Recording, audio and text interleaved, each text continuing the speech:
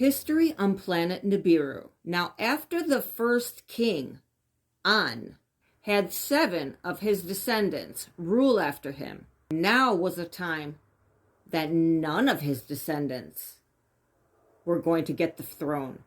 Because, due to the rotting atmosphere that they had, the fields had no fruits or grains.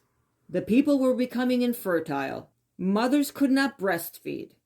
It was a total desolation. And the king and queen that were on the throne now didn't have a daughter or a son.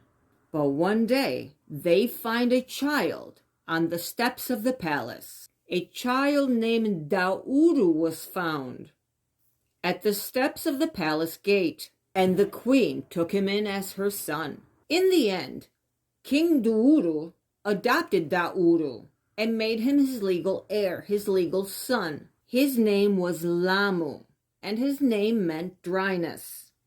A lot of people in the Council of Wise and in the court were kind of frustrated because technically this king was not of the royal bloodline. He was not a descendant of An. The princes were complaining in the palace about this. And there were also complaints in the Council of Counselors. In the end, Lamu took his place on the throne. Even though he wasn't An's son, he became the 8th king of Nibiru. In the Council of the Wise, there were 2 ideas on how to heal the brace, the deteriorating atmosphere. One idea was to use a metal called gold, but it was rare on Nibiru. But there was a lot of it in the hammered bracelet.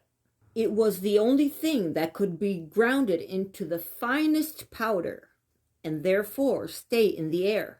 It had to be so fine that it could stay up in the heavens. By heavens, they always mean the skies. So when they come to Earth later on, and they're talking about heaven and earth, heaven is outer space. It's not a magical kingdom on clouds.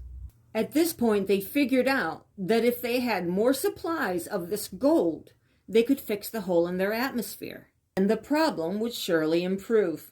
So the king decreed, "Let there be celestial boats and a star fleet created to bring gold to Nibiru." The other idea was to make weapons of terror that would make the ground shake and the mountains break apart. With these missiles, we will attack the volcanoes, therefore breaking their slumber. So they attack the volcanoes with these weapons of terror, which are like explosive missiles. They have also been described as nuclear weapons. When they make these weapons explode in the volcanoes, their slumber is broken. The tablet says, their belching made worse, and the atmosphere filled up, and the hole made to go away.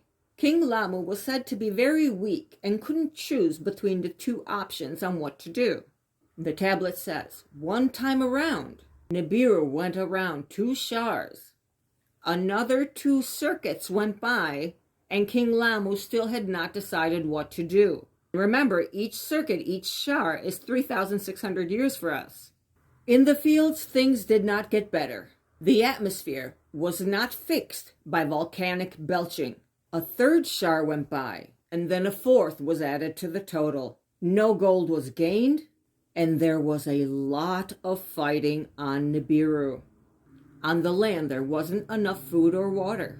There was no longer unity in the land.